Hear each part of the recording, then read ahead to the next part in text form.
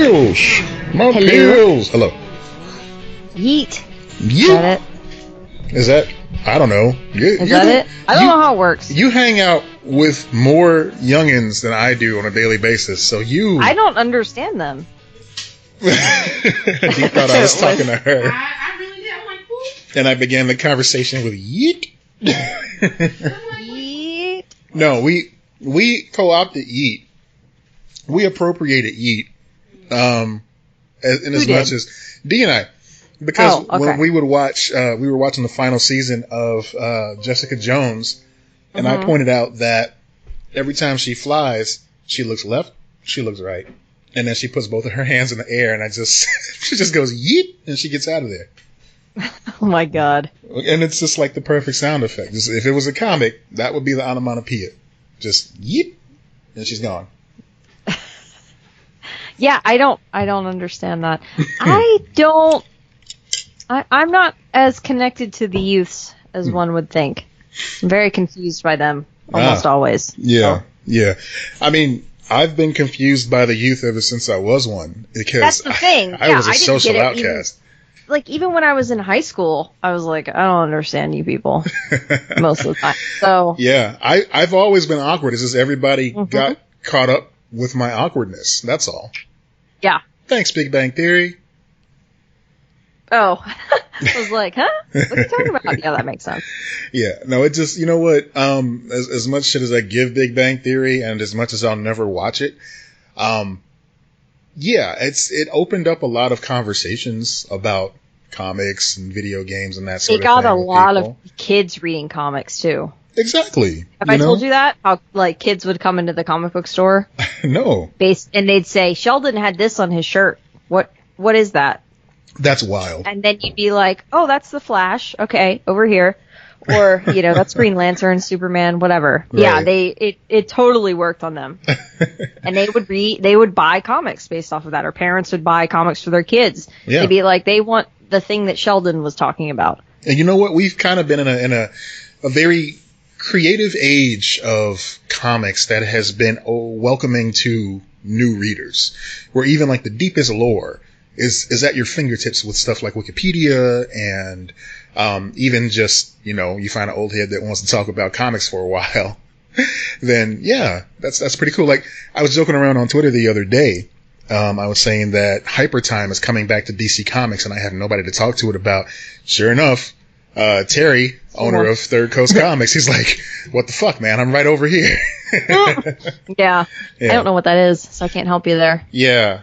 To sum it up in like 10 seconds, Hyper Time is basically an idea that Mark Waid came up with to somehow have the future of Kingdom Come and the future of like Batman Beyond and other projects they coexist. So all of them were possibilities. It's just basically the idea that wait, is he writing this book? Well, this book came out years ago called The Kingdom. It was supposed to be the follow-up to Kingdom Come, but Alex Ross wasn't there for the sequel, just Mark Waid. But Mark Waid deserves credit too because he wrote... No, I love Mark Waid. He's one of my favorite writers. Oh, same here.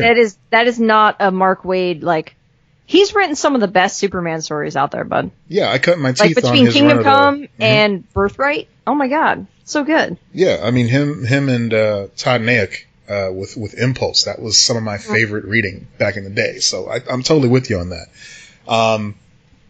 Didn't he write? He wrote some Fantastic Four, yeah. Mark Waid? Yeah. Yes. Yeah. Yes. Yeah. That was also enjoyable. Yeah. Yeah. He's written a lot of stuff.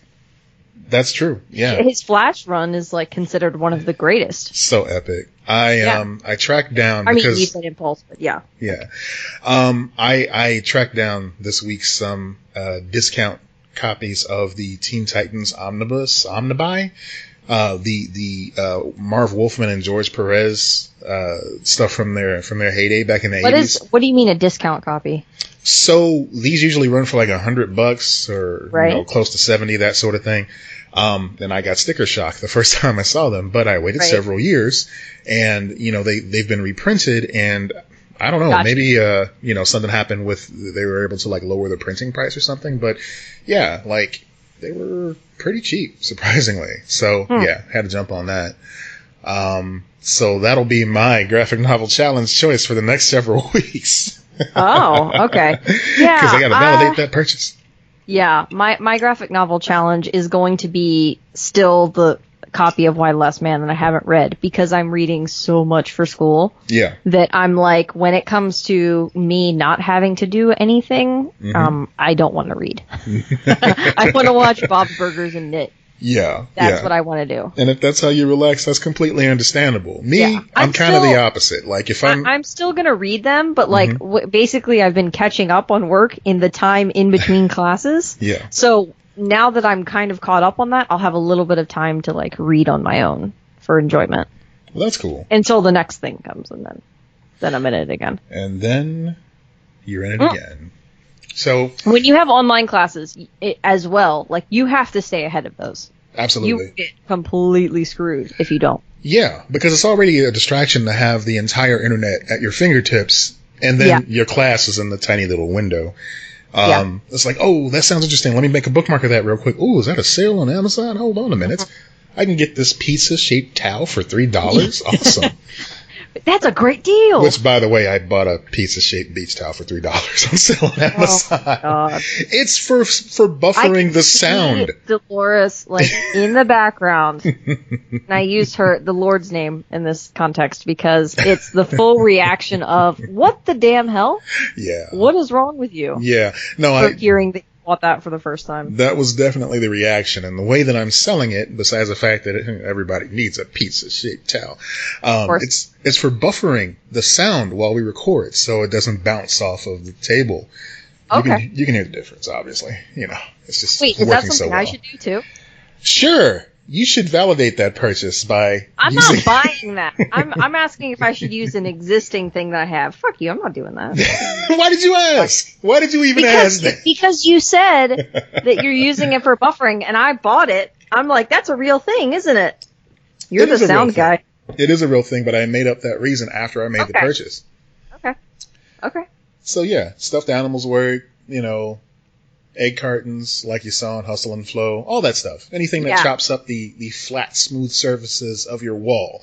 There's a whole bit in New Girl about Nick, one of the characters on that, soundproofing his room. Ah. And he just, like, staples a couple of egg cartons onto the wall. And he's like, no, I did it. It's soundproof. No, it's not. That's not how that works. Not at all. You can't just throw a couple on there. So that has been your podcast editing minute for this episode. You know, funny enough, I mean to ask you something, too. I got an email today about International Podcast Day, which apparently is on September 30th. Have you heard about this at all? No, there's an international day for everything, so I can't keep track. There is, but this actually has like a website and guests and seminars and shit. So I don't know. Are we supposed to? I mean, are we participating? What is this? September 30th is the date. So this seems like an off-mic discussion. But no. This is definitely on mic because. Welcome to our process. Yeah, the majority of our listeners are podcasters themselves, so everybody should know. Yeah. No, but every now and then, like, something will pop up in Chicago, like a podcast-a-thon or something like that, and I'm like, nobody told me. But then it's like, all right, well, I really should be looking for stuff like that. But, you know, we're kind of homebodies with our process, so, you know. I mean, we also live in different states, so there's that. I mean... Doesn't make stuff like that easy. I have my rarely discussed solo podcast that still exists that I could probably, chill out and get people to come back to this show too, you know, just to synergize and all that bullshit. I don't know how you dealt with solo podcasting.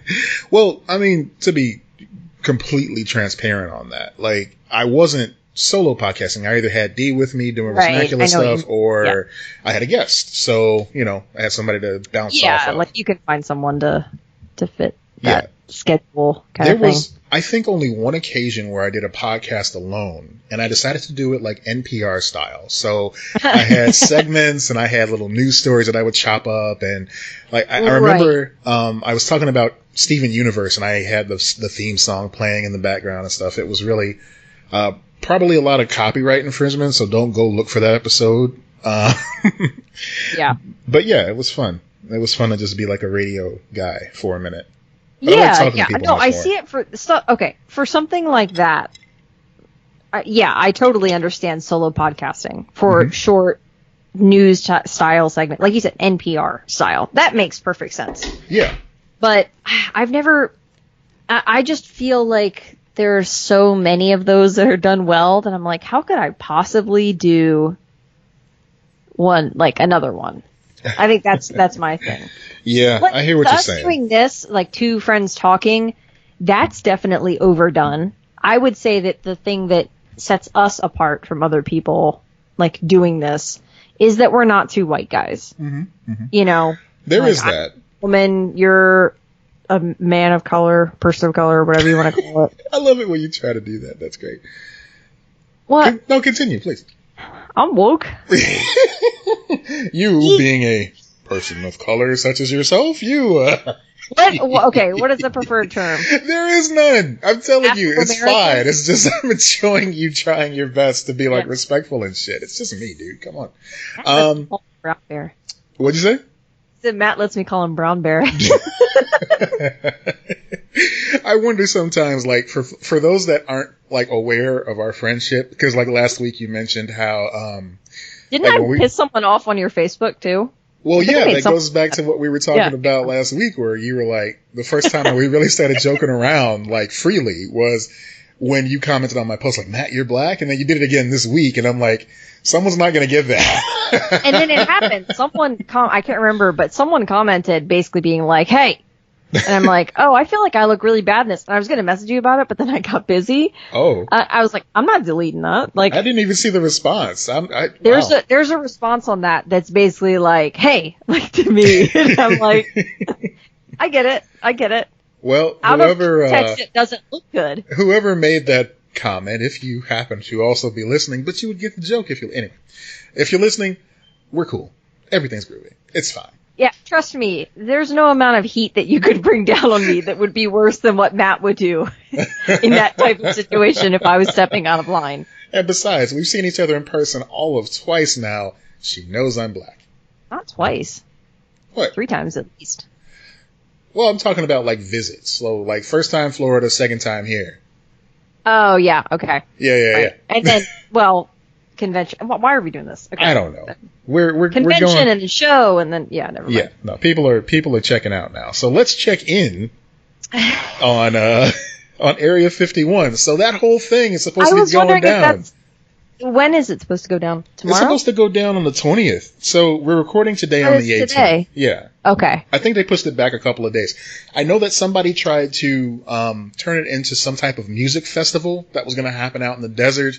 But it was going to be like a fire festival sort of thing because there weren't going to be enough bathrooms and there was not going to be any food options and people may have gotten like heat stroke or something like that. You know, just common, just basic bullshit. So, they decided to turn it into a music festival and it's happening in downtown Las Vegas now and it's sponsored by Budweiser. None of that has anything to do with Area 51. All of you. You're all terrible. Not about that life. Thought you were going to run Jamiroquai style? No. Naruto style towards the site. If anyone tries to do that, they will die. Yeah, it's virtual insanity. So don't how many people? How the room's all moving and shit. I would love to see somebody just like Jamiroquai slide through the desert. So how many people do you think would die in a situation where this is such terrible? You know what? You want to talk about Area 51? Okay. I honestly don't think. Let's be generous. Yeah. Let's say that 500 people show up outside of Area 51. Okay. And 25 of those people decide to run toward it. How many of those 25 do you think are getting shot or at least tasered? I mean, I don't think anybody's going to be getting shot. I think that at the first sign of a weapon, they're gonna be on guard because they don't want a bad publicity moment, basically. Yeah, that's exactly it. They're gonna know that the world's eyes are on them because these are kids who are social media savvy because that's how this whole thing was organized in the first place. Yeah. Saying organized in quotation marks because there's no organization whatsoever here. But word of mouth, internet, that's how it got around. And they know that any type of aggression that they put towards these kids, because they're going to be kids, oh yeah, it's going to be frowned upon. So I believe that the Army, they've been training about what to look out for, what to expect on the off chance. I saw something on Reddit. I want to say, guys, I know you want to know things, but that is such a waste of time for service people to be doing that shit. Yeah. Why? Why are you making?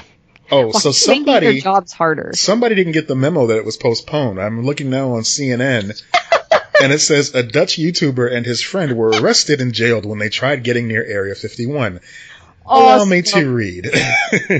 2 Dutch friends said they just wanted a look at the mysterious Area 51 before leaving the U.S., but they ended up in a Nevada jail instead.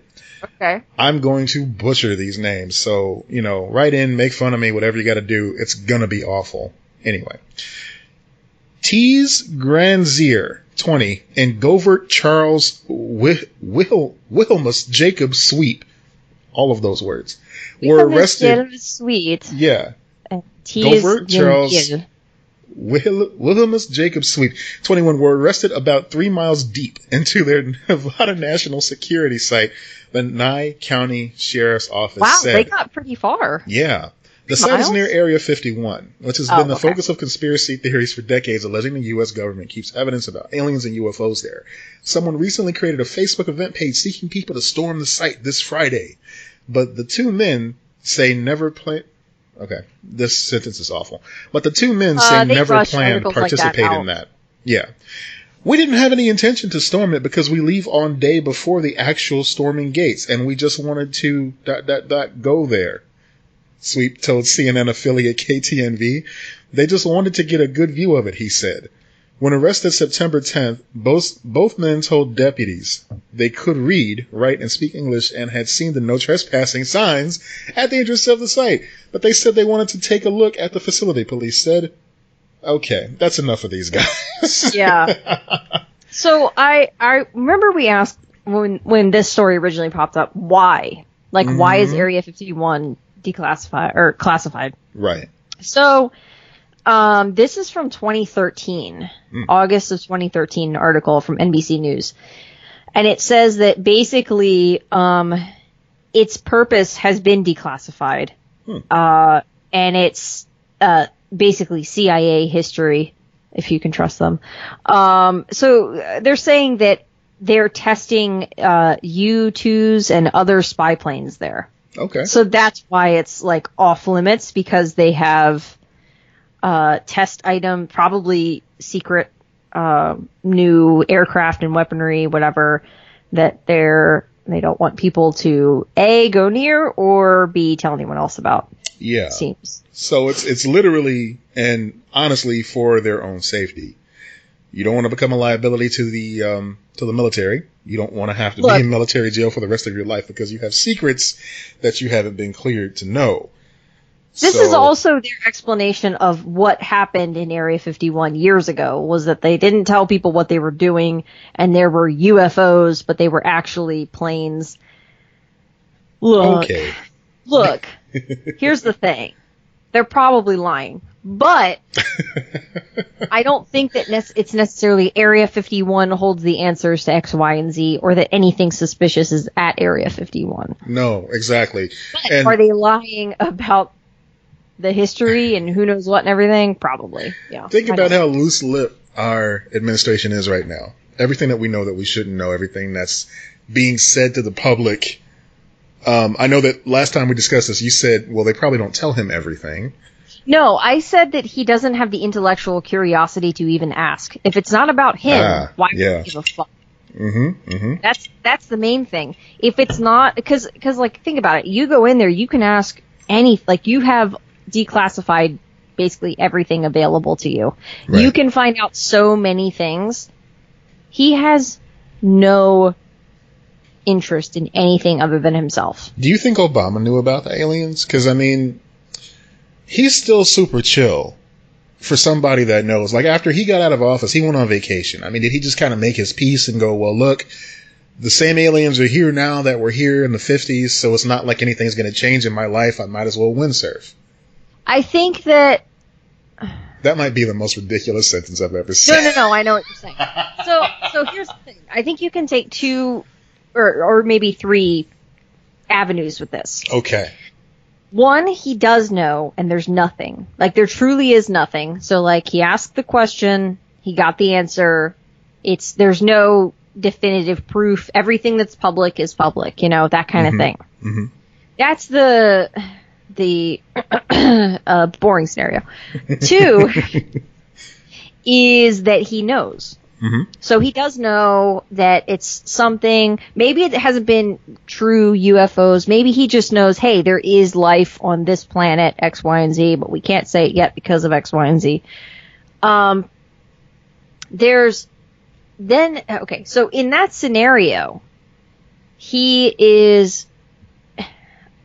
I think that this is the case with every president, and that's why I was like joking, and other people joked about this too, that if Trump became president, he would tell us because he doesn't have any honor.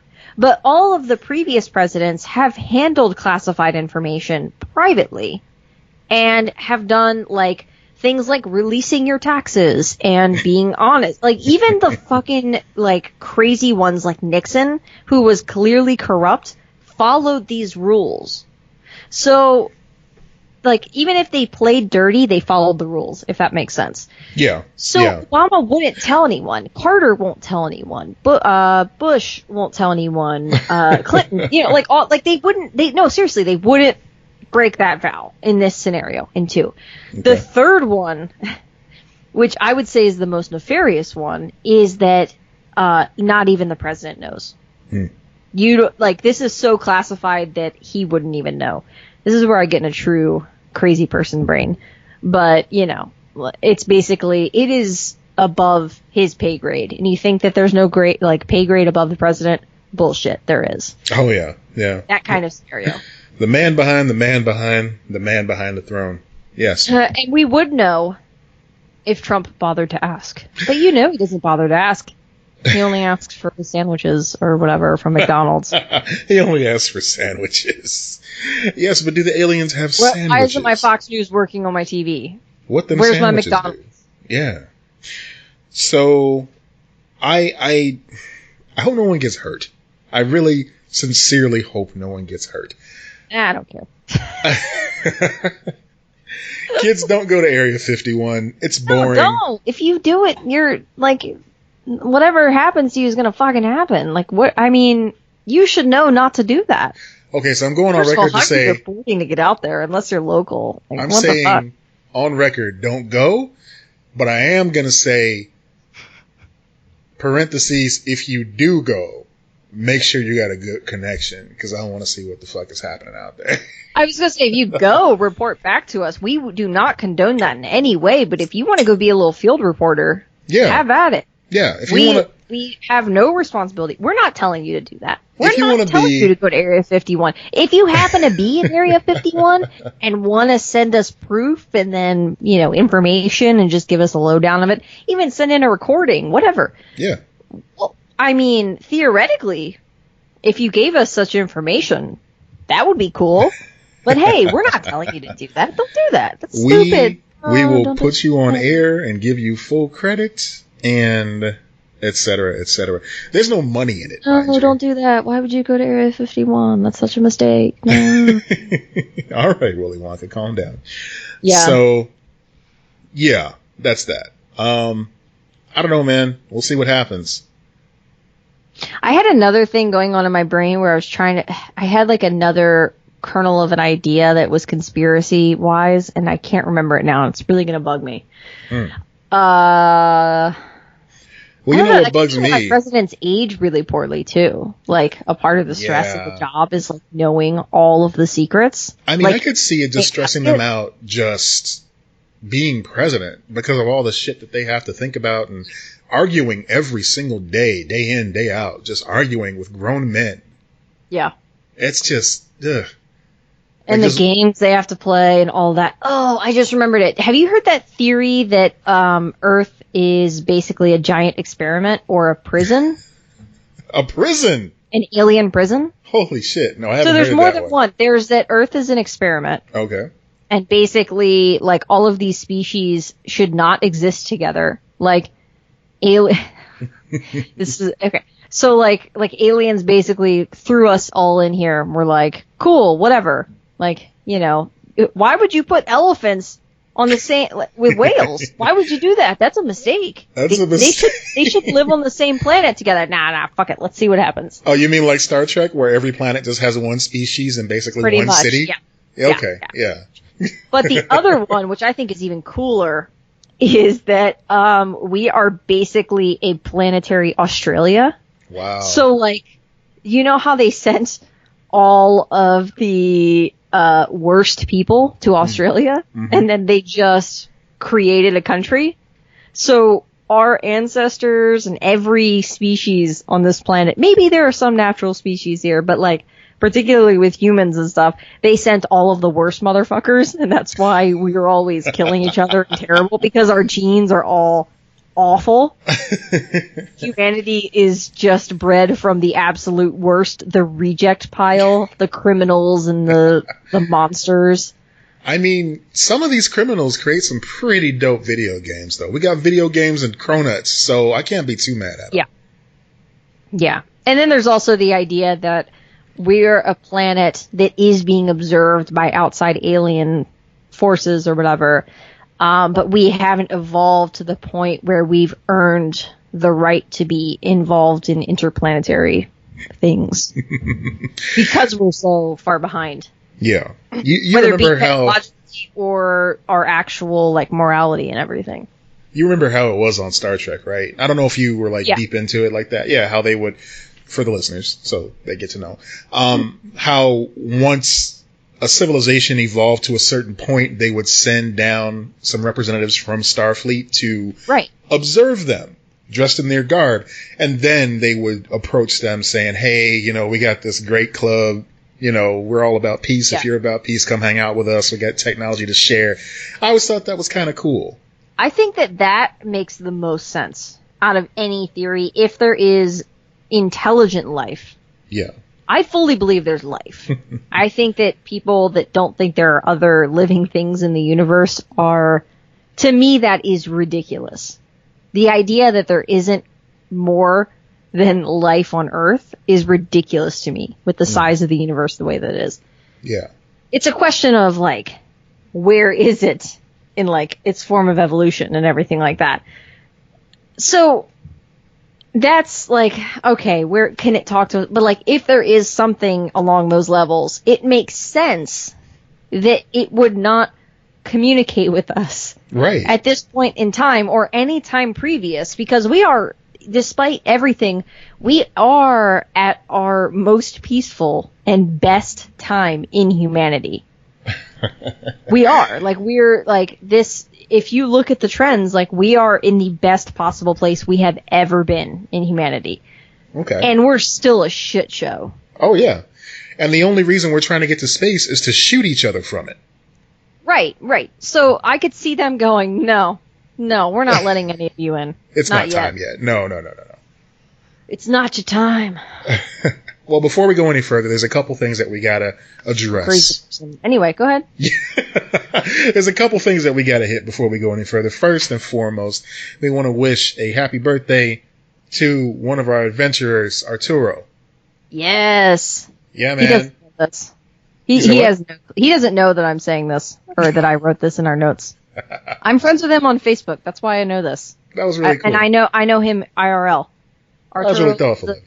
Yeah, well, Arturo is a very kind listener, and as of recording this, it is his birthday, so happy birthday, Arturo. That's right. Well, happy belated birthday. Trip with your family. Yeah. And I hope you're doing well, and thank you for supporting the show. Right on.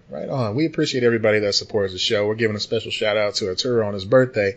But if you would like to join the club and be an adventurer and support our show in a very special way, we humbly ask that you check out our Patreon page. We got a lot going on over there. Bonus episodes, videos. Lex did some special reviews for the recent season of, I was going to say Nancy Drew. Veronica Mars. Yes. I mean, kind of? Kind of.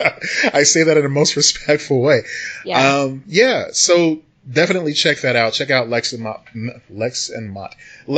Pod.com. Numerous times. So what? Patreon, or you can do patreon.com/LexandMatt. That's right. Yeah. Yeah. So check all that out. Oh, also I should mention, folks who follow me on Twitter and everything like that at Mighty Ink Matt, they know that the group that I work for, Uncanny Magazine, which is a great publication out of Chicago. They've won many Hugo Awards over the years. I'm proud to be a member of that editorial team when it comes to reading the submissions and that sort of stuff. They had a Kickstarter about a year ago, and we successfully funded a pilot for a TV program called Uncanny TV. So if you want to see me co-host a talk show with Michi Trota, that's available on YouTube right now. So check that out. We'll put a link to that as well. Yeah. We'll add that to the notes. That's really cool. It's fancy. We have a musical guest and everything, and I'm even wearing a jacket. You have a mutant. We have a mutant musical guest. Well, awesome. Dawn is pretty superhuman, so yeah. If I found out that she was a mutant, I'd believe it. Mm-hmm. She's belly danced as Mystique before, as a matter of fact, with the blue and everything. Yeah. So there's that. What else do we have to pimp? I don't know. I think that's all we got for now. Yeah, check out our Patreon for exclusive stickers and merch and stuff, and that's the best way to support the show. That and, reviewing us. Oh, yeah, and 5-star reviews. Subscribing. We love that. And we're not, they'll tell them to give us 5-star reviews. If you want to give us 5-star, if that's your review, cool. What I'm saying is that review and subscribe. Do that for your favorite podcasts, and we hope we're one of them, but that's a way you can truly help. If you're listening to this on September 30th, celebrate us, one of your favorite podcasts, or maybe one of your least favorite podcasts, by rating and subscribing. I don't care if you don't like it. And then share it with your friends. Yeah. That don't cost you a thing. That love don't cost a thing. That's right. All right. Where were we? We were going to talk about... Oh, we kind of dropped that link there. Disney Plus, right? Yeah. I think that's what yeah. So they announced a lot of Disney Plus, or not really announced. It's this preview, right? Right. So they did a soft rollout in the Netherlands of Disney Plus, and a lot of folks that subscribe to it over there are just loving it and posting all these videos of what's available on there, so everybody else around the world can kind of get an idea. And knowing Disney, they had an idea that this was going to happen, so they went to one of the nicest places on earth to get people involved, the Netherlands, and said, hey, we're going to give you guys this for free for a little while. Check it out. Let us know what you think. Give us any feedback. And boy, we have such great news for you guys. There's so much on Disney Plus. It's crazy. Yeah, I'm trying to get the link to open. It's being annoying on my end. But there's so much. I mean, I'm shocked coming out of the gate how much they have. I thought there were certain things that I would have to wait for. Mm-hmm. I talked about the many adventures. I always do this where it's is it the many adventures? Is it the new adventures? The Winnie the Pooh series from the 90s. It was 88 to 92, I think. The years. So that, I was I think maybe they'll come out with that later or something like that. Maybe there's a chance because they're not on DVD or anything like that. I talked about it. The Many Adventures of Winnie the Pooh, was it? Yes. And I was okay, maybe, I'll see it again. And boom, it's on there from the start. It's just straight up going to be on there. I'm holy shit, this thing that, people have wanted for years. They're no, we're not even going to wait on that. We're just going to give you everything. That's pretty right. much. That's right. Not only that, but, of course, everybody knows that I am super hyped about DuckTales 87 being on there. The new DuckTales 2017 is going to be on there. Tailspin, Goof Troop. I can finally watch that. Yeah, Chip and Dale, Gargoyles, all that stuff. The entire Disney Afternoon lineup. Yes. Is there anything missing? Seriously, is there anything on this that you're man, they didn't put that on there yet? Honestly, I haven't run into anything yet. I've seen reports stating that some of the Marvel stuff is missing on there. The movies? Yeah, some, I think the most two recent Marvel films are missing. So Endgame and Captain Marvel. Okay, I just found something scrolling through this. They don't have the series for Kim Possible yet. Oh, that's a weird omission.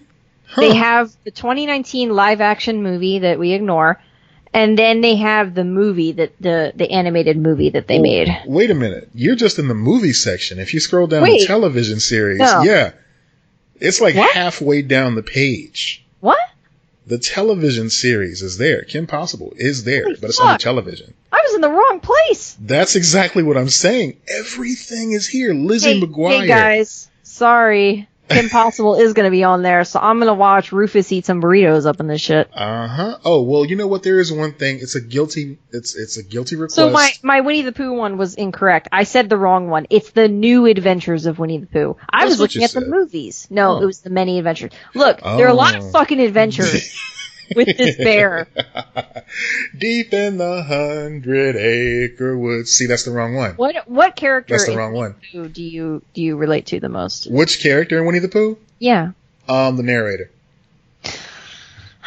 Okay. Mm-hmm. Yeah. So.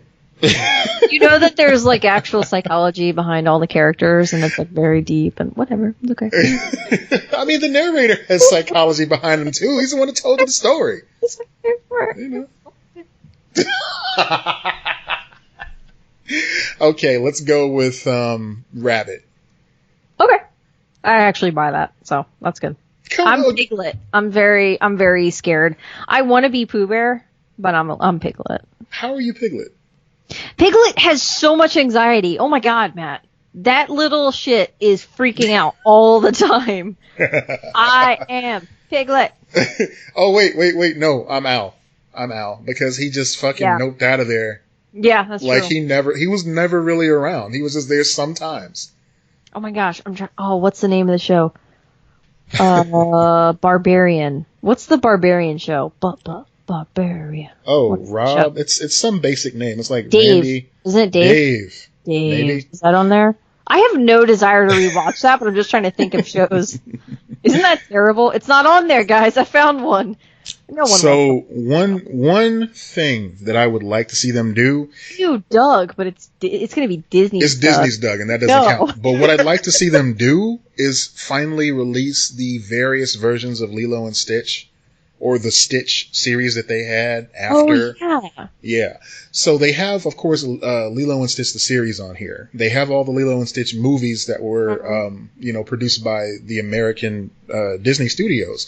But the Stitch anime that came out, that no one's ever really seen outside of that market, I would like to see that. I think we deserve to finally get that legally on Disney Plus.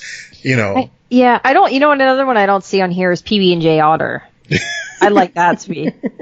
That's kind of like Disney Junior, though. I don't know if that's. I want all of it, man. Well, I take it back because Mickey Mouse Clubhouse is on here, so. Yeah, they do have some. They have some. Wait, now Muppet Babies. Do you think that's the old one? That's got to be the new one. They don't have the year next to it, so I'm guessing it's the new one. Yeah, because I don't think they even own. Well, no, I take it back because it was produced by Marvel Studios. So yeah, they do own Muppet Babies. I wonder which Muppet Babies, because that's another one that's not available. Yeah, that would be so great. The Simpsons. I mean, just The Simpsons alone. Yeah, it's just kind of like huge get. It's kind of just thrown in there, just The Simpsons, Oh yeah, The Simpsons. Like that's not one of the biggest fucking Seinfeld level shows to get. Right. So they own The Simpsons now. Do they own Bob's Burgers too? No, that's Fox. Wait, shit. Yeah, that's what I'm saying. I wonder why they didn't pull the trigger on. I don't think Bob's Burgers is produced in-house. Is it produced in-house? I thought it was. I thought it was one of those fuzzy door. There's a reason why. NBC could pick up Brooklyn Nine-Nine. I'm going to look it up. Okay. In the meantime. I'm trying to think of anything. It's crazy. Quack Pack is on here. It's 20th Century Fox. Wow. It's a joint production by Wheelo Productions, Buck and Millie Productions, 20th Century Fox, and then it's syndicated through 20th Television. So they own a portion of it, which it would explain why they don't have it right now. Although at the moment, Bob's Burgers is an exclusive Hulu show. That's right. Yeah. They own Hulu now. That's true. So they're going to end up doing is they're going to fold Hulu into this. Hulu will not exist in a couple of years. What's interesting to me too is the fact that they don't own, well, at least they don't want to really acknowledge Fraggle Rock. Like, isn't that HBO? HBO HBO basically has aired Fraggle Rock since its inception, and it was like syndicated after a while. It came on regular TV, but it's still like a Muppet production. It's still a Jim Henson production. So I wonder where the rights lie to that. Because I mean, they're Muppet crazy. Like, they were producing that Muppet show that got canceled, because he just didn't like the idea. But yeah, they never talk about the Fraggles, man. No, they don't. No. Man, I don't think I could ever watch Even Stevens again. I'm going through this list. Oh, it's kind of weird now, right? I'm worried about Lizzie McGuire. Like, I'll probably revisit that one, but that's not going to hold up. I'm worried about Lizzie McGuire. That's what the next show should be called. I'm worried about her both personally and just revisiting. So, is Hannah Montana on here? Oh, it's got to be. I don't see Hannah Montana. Handy Manny? No, it's not. That's surprising. Handy Montana. I don't see Handy Montana on here either. Yeah. Huh. They've got all Star Wars. What? There's a movie on here called White Fang. The book. Yeah, I'm sure it's not the... Go away. X-Men 92. Is it the first time that's streaming? No, that was on Netflix years ago. Was it? Yeah, I think so. Okay. Well, I mean, it's all in one place now. We've got all the Spider-Mans. We've got Unlimited. We've got, even Spider-Woman from 79. Yeah, I don't know what some of these are. Like, let me rephrase that. I've never seen it. Did you ever see the short-lived Silver Surfer cartoon that was on Fox? No, I didn't. Man, it was really bad, but it was really well, animated. It was, so schlocky because everything he said was just with such urgency. I need to get back home to my planet, and I need to defeat Galactus, and I need to get back to my beloved Shalabal. Mm. And whenever he needed his surfboard, he'd be like, "To me, my board." It was just a whole thing. That sounds bad. It was a thing. I'm interested to see if they ever bring any of the Fox Kids cartoons into the fray. Such as, I can't see them not putting all of... Unless there's something in truly horrible shape that they don't feel like... I don't know, man. I think the demand is going to be there. We have Boy Meets World and Girl Meets World. Yeah, we need some Bobby's World up in here. I think those are streaming, actually. I think I saw that on Amazon. Oh, cool. We need some, it'll probably be on there now. Dog City, Eek the Cat, all that stuff, man. Yeah, man, there's so much on here. Yeah. I'm curious, if you guys were going to post the list, is there something, Fox or Disney, that's all we can think of off the top of our head, is there something that you are like, I wanted this thing, and it's not on there yet? We'll go Fox, Disney, Marvel. If there's anything that you feel like they neglected to put on the list, anything that they still left in the vault, what do you want them to extract from the vault? Yeah. Which, by the way, somebody mentioned this online too. They missed the complete opportunity to just call this the vault. They did. Because everything was always going back in the vault. They wanted that Disney name. They could have called it Disney's Vault, but I guess they just... the Disney Vault. Yes, finally, a peek inside. No, it's cleaner. Disney's Vault. Well, you're welcome to people who understood that. We're getting a golf clap from somebody right now. Yeah. Someone's like, they said the thing. They said the thing. Yeah. Yeah, I can't, I mean, damn, this is coming out strong. Yeah. I will say that one thing that this makes me do, between this and the news, which we're not really covering it, but Seinfeld is going to be moving to Netflix. Mm-hmm. So it's on Hulu right now, and in 2021 it's going to move to Netflix. And I'm like, this is just, I've been rewatching Bob's Burgers because, like I was talking about earlier, I need to relax for a couple minutes, and that's a perfect show to just throw an episode on and knit for a few minutes and then go back to work. And it makes me just go, I need my DVDs. I need my hard copies because these companies are driving me nuts. Yeah. Let me ask you this. So what's the market for Seinfeld right now? You either watched Seinfeld during the original airing, caught it in, reruns, or you just don't want to ever see it because people wouldn't stop talking to you about how great a show it is. So I mean, people binge The Office all the time. You know, that's a thing. People do that. People do the exact same thing with Seinfeld. I mean, but it's not really okay. So maybe it's just not a meme as much. Okay. I mean, obviously Netflix sees these numbers and they know people watch it, but it seems like it doesn't have. So it's a 5-year deal. It's a 5-year deal. Yeah. And it's $500 million. That's more than the Friends deal, right? How much was the Friends deal? Which, by the way, I'm also curious about the legality of that, because Netflix paid an exorbitant amount of money for Friends. We talked about it on the show. That happened like this year. And now Friends is being pulled over to some other service besides Netflix. It's not being pulled over before their contract is up. They're not paying for this indefinitely. They are paying for X amount of years. Like Seinfeld, they paid for probably 5 years of Friends. Mm-hmm. That's how all of this works. It's the same with syndication. So they're paying just calling the contract. Yeah. Yeah. And then after that, they can, just like any contract, they can renew to keep it on for a while, pay them whatever, or they can take it back and do what they want with it. Because NBC is doing their own thing, they're going to take it back. Yeah. But if they weren't, then they would be shopping it around and maybe going, maybe Hulu, maybe this and that. Friends got $100 million. Okay. Friends got $100 million. Seinfeld got $500 million. Oh, wait. Netflix did that to keep Friends on there. Okay. So I don't know what the original was. It was just one of those, rolling deals. There's something on here, and I don't know how trusted it is, but that it's $425 million for Friends. Wow. Okay. I mean, I wouldn't trust that, though. I would say that it's probably Netflix or Seinfeld. See, okay, Seinfeld is the crown jewel. That's the So Hulu paid for 6 years. Okay. $130 million for Seinfeld. That was several years ago, though. I don't know. See, that's not right either. These numbers. I remember it was more than that. Okay. It's all very fuzzy. Look, I don't want to get into the. It's a lot. I just get fixated on that stuff. You get me into the numbers part, and I'm like, no, that's not this. So they paid $1 million an episode for Mad Men. So, Seinfeld is still considered the greatest sitcom of all time. It is, and we talked about that a little bit on our favorite, sitcom episode and all that.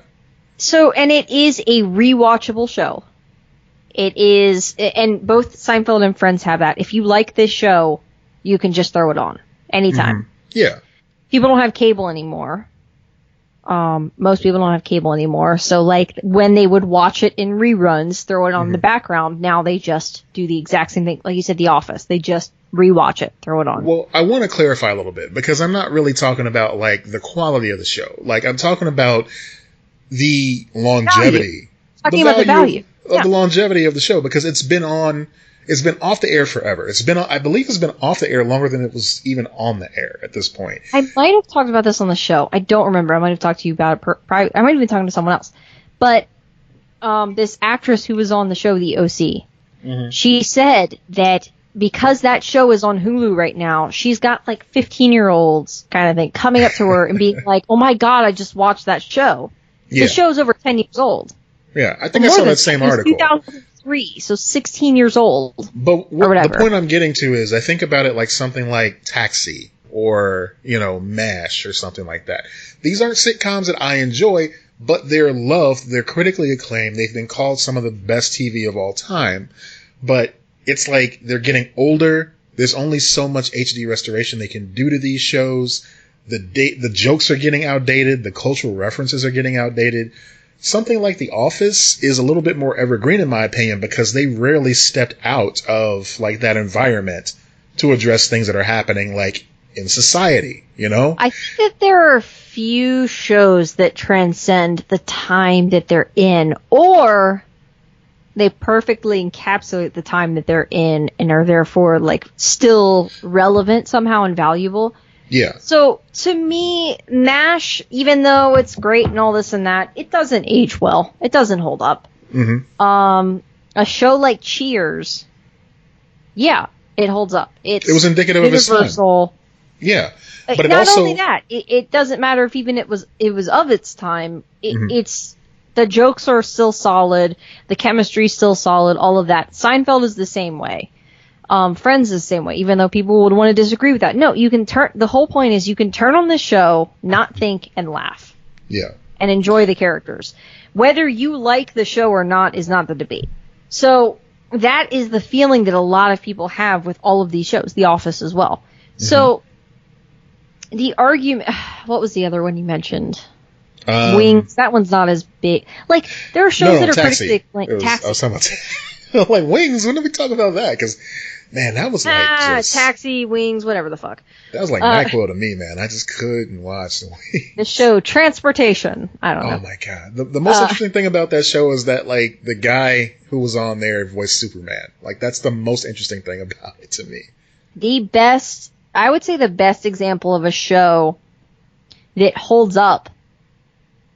Like, oh, sorry, I was like stopping for a second because I was like, what is that loud noise? And I just like popped off my headphone and it's pouring down rain outside. Oh, that's what that is. I was like, what the fuck? Weird. Okay. Florida weather. Anyway. So, the show that I would say is almost as good now as it was then, but is also dated. It's just it's very weird, is All in the Family. Okay. But like, so it's weird. Some of these shows, they still work. Yeah. And they have that value. And some of them are, well, whatever, they're just thrown in with like a bunch of other ones. But a Simpsons, you know, like I it's weird to me almost, this is what's interesting. It's almost weird to me that I would have to explain the value of Seinfeld.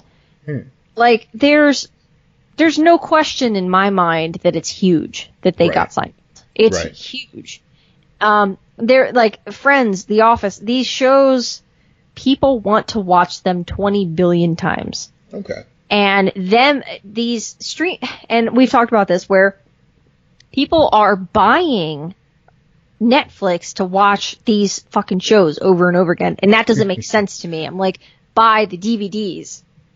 Like, become a bunker person. It's fun. I just don't get it. Like, seriously, I don't get the freaking out over a thing leaving unless that thing is not available elsewhere. Well, it's a convenience thing, too. It's just, you know, I understand your point. You've made it about wanting to have physical copies of things. I totally get you. But there's also value, I think, in being able to just turn on a service and not have to get up and put in a DVD and make sure it stays clean and not scratched, and make sure that the packaging stays, you know, accessible, make sure that you don't lose it when you move, you know, that sort of thing.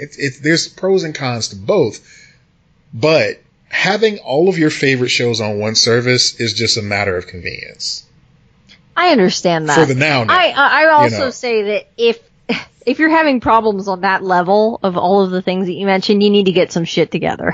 Oh, come on, dude. You know what? I've got a whole shelf of DVDs sitting over here. My brother is like this, where he just leaves a fucking DVD or the game or whatever outside of the case. And I'm like, no, you monster. Take care of your shit. Anyway, you're going down this path. Let's not do that. I'm just saying it's easy for someone to have all of that shit in front of you. You push a button instead of having to get up and take something out of a case. That's all. Yeah. Yeah. I understand the convenience. Like, I do. I'm not saying it's not nice to have those things, but I just don't get it on the level of, like, this is the only show I watch on there or whatever. People about The Office in particular, like, it just seems like, Jesus Christ, like, if that's all you're watching on there, then just buy the set. Why are you wasting money every month? I don't know. It's akin to having a console, right?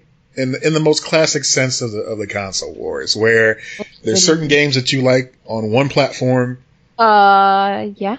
You know, and there's certain games you can only play on the other. So it's like, if I pay for Netflix, $9 a month or however much it is in your area, it's like, okay, I can have all these movies, these exclusive shows, and I get to scratch that nostalgia itch all for the same price. I don't have to worry about, storage and all that shit.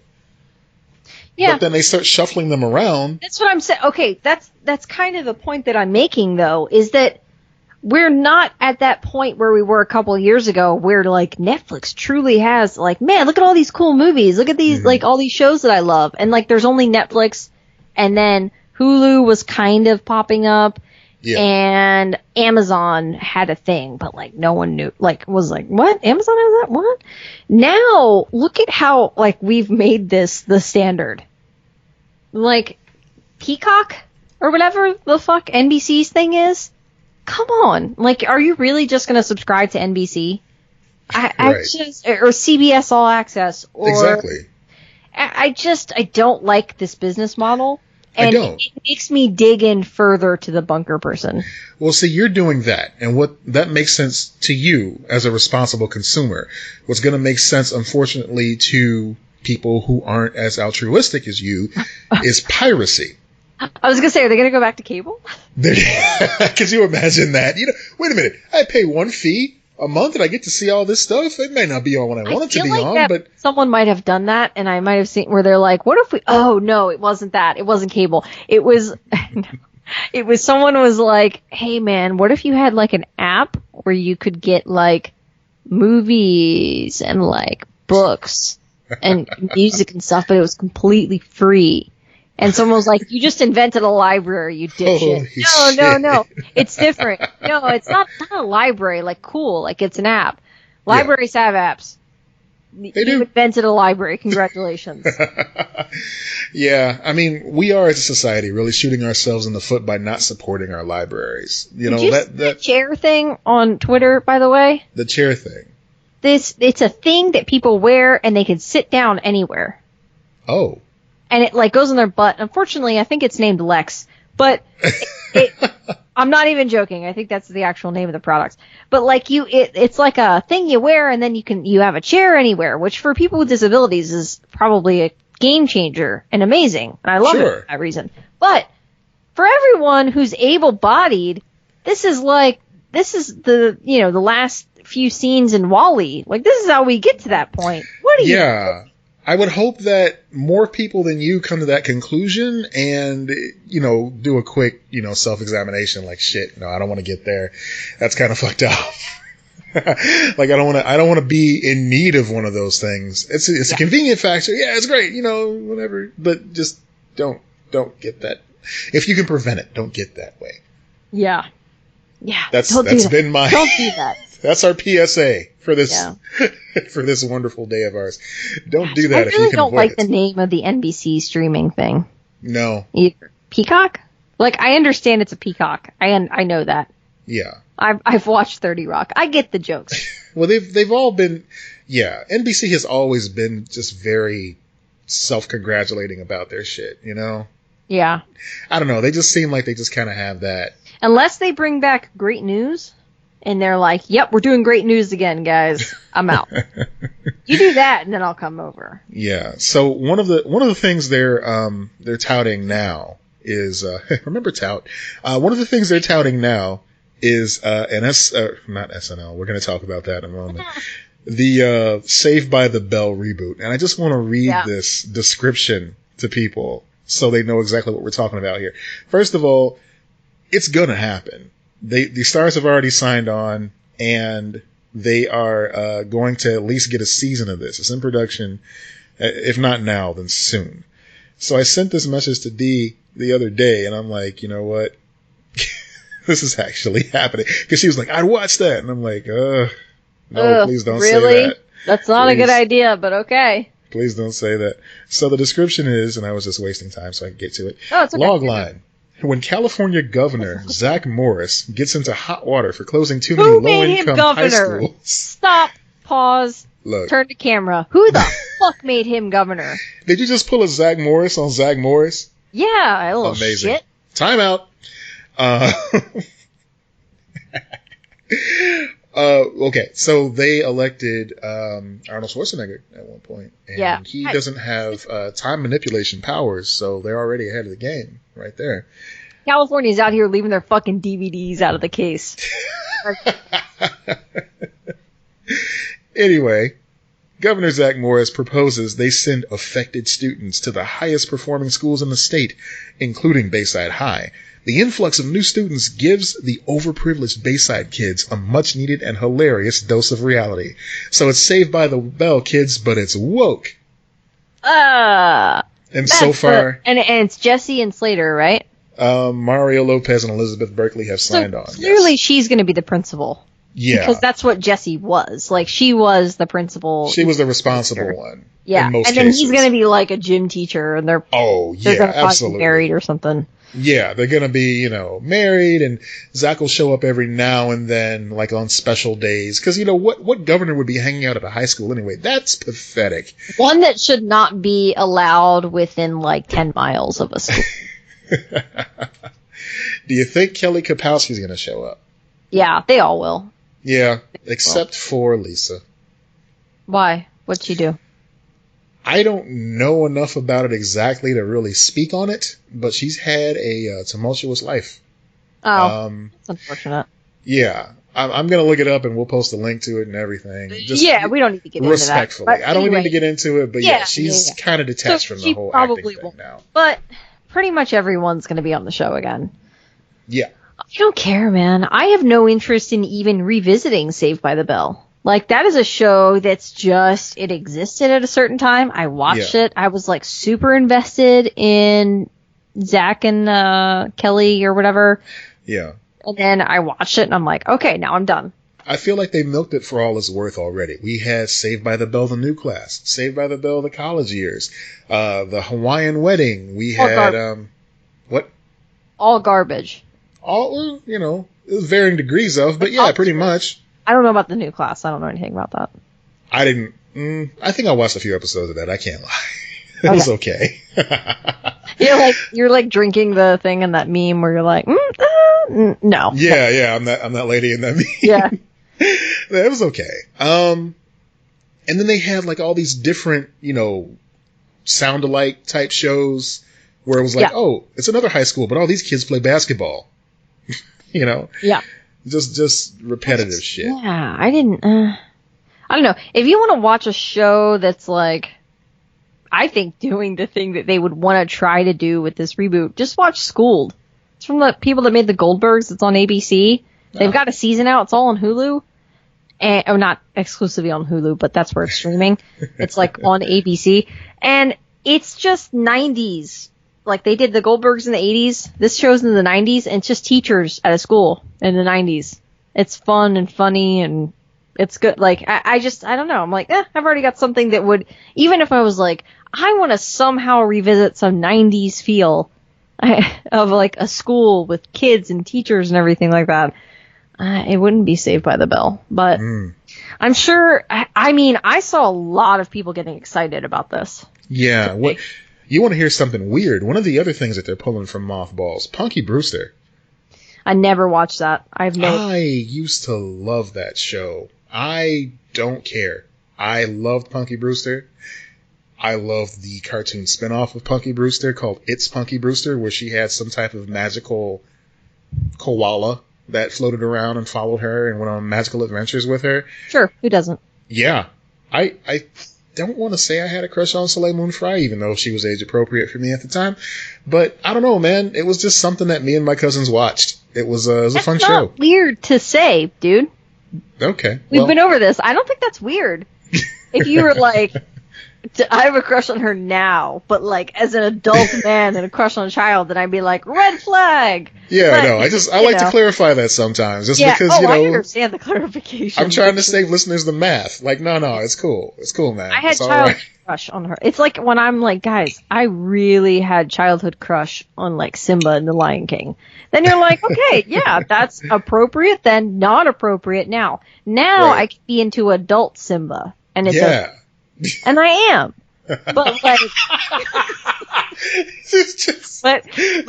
Simba, not cool anymore. You Lion have King, to draw the line.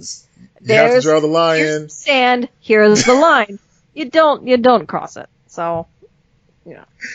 You missed my terrible pun, so I'm going to repeat it. You have to draw the line. Yep, there it is. Ah! All right. So, yeah, NBC. What are they doing? Trying to make us pay more. Yeah, and I'm not doing it. Nope, I'm out. We had plenty of back and forth about Disney where I was like, nah, they're not selling me yet. No, Disney's exciting, and we didn't even, in that conversation we just had, we didn't discuss anything of their original stuff, but all of that stuff is exciting too. But, like, I felt like we covered what we needed to in that. And the thing about Disney is it does help that we bought into it together. Like, yeah. So I was like, okay, so it ends up being like the deal that we got, the 3-year deal or whatever, and it ends up being like a couple bucks a month, and then it's half of that because we just went splitsies on it. So, we good. Yeah. I feel like for what we got out of Disney, at least for this initial one, it's a good deal. Yes. But these other ones. And think about it. We're locked in for 3 years, so... It's so nice to know. Yeah, I mean, because it's only going to get better. It's Disney. They're not going to just give up, you know? No, it's going to be successful, for sure. Right. They're not going to lose any of these properties, so the streaming will be consistent, you know?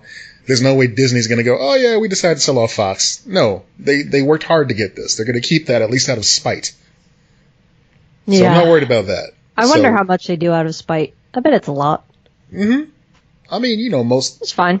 Most big companies do operate on a spite basis, on a spite scale, a sliding spite scale. Spite by spite basis? Yes. Spite by spite basis. Yeah, so we'll see what happens with that. But we talked briefly about what NBC is doing and their ridiculousness. Yeah. And NBC, actually, I will say I am shocked at the outcome of this whole thing. So it all played... are we talking about SNL? We're going to talk about this Jamoke that got hired for SNL. So SNL, I'm shocked that you guys have heard about it by now. SNL hired on 3 new cast members. That's typical number of like a new year. They bring in that's the featuring, at the end of the credits where it's like featuring this person. And then if they do well enough in a couple of years or maybe the next year, maybe the year after, usually it's like 1 to 2 years, they get bumped up to a full cast member if they survive. Mm-hmm.